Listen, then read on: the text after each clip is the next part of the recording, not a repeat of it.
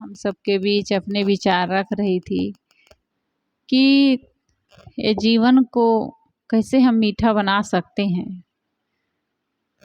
इस जीवन को मीठा बनाने के लिए हम सबको बहुत त्याग तपस्या करनी पड़ती है। हम सब अपने ही घर में देखें, परिवार में देखें, जिस घर में केवल स्वार्थ की भावना होती है, त्याग की भावना नहीं होती है, केवल अपना देखते हैं, अपना जीवन, अपने पत्नी, अपने बच्चे, अपना धन संपत्ति, केवल अपना अपना जिस घर परिवार में देखते हैं, उसी घर परिवार में देखो तो कलह होती है, आपस में प्रेम नहीं रहता है। वो जिसके अंदर जितनी स्वार्थ भावना होती है उतना ही वो लोगों का से दूर होता जाता है, वो प्रिय नहीं बन पाता है।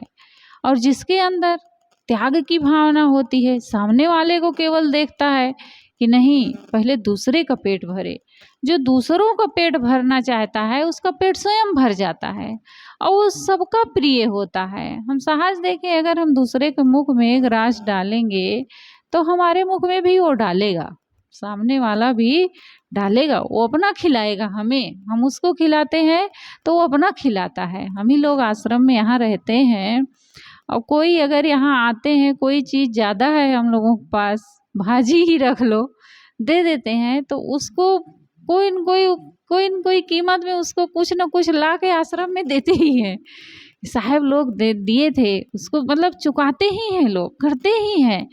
तो जब हम सामने वाले को देते हैं तो भी सामने वाला भी हमें अपना देता है, चाहे प्रेम रख लो, चाहे धन संपत्ति रख लो, कुछ भी रख लो, हम दूसरे के मुख में अगर ग्रास डालेंगे तो सामने वाला भी हमारे लिए त्याग करेगा।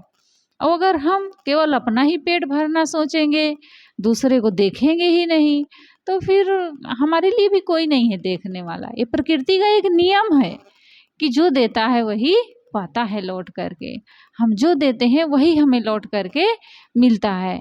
तो कितना सुंदर विचार रख रही थी कि जो अपने जीवन में ऊंचाई पर चढ़ना चाहता है, अपने सबका प्रिय बनना चाहता है, प्यारा बनना चाहता है, तो उसे त्याग करना होगा, तपस्या करनी होगी, अपनी इच्छाओं को कुचलना पड़ेगा, अपने भावनाओं को कुचलना पड़ेगा।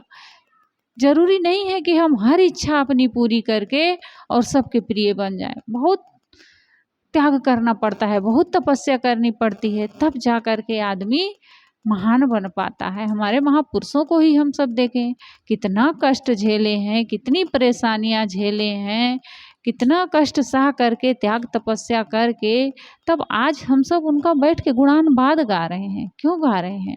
क्योंकि उन्होंने अपने जीवन को तपाया है। जब तक हम अपने जीवन को नहीं तपाएंगे तब तक हम किसी का प्रिय नहीं बन सकते हैं। चाहे घर हो, परिवार हो, समाज हो, कहीं भी हम चले जाएं पूरी दुनिया में, हमें सुख शांति नहीं मिल सकती है।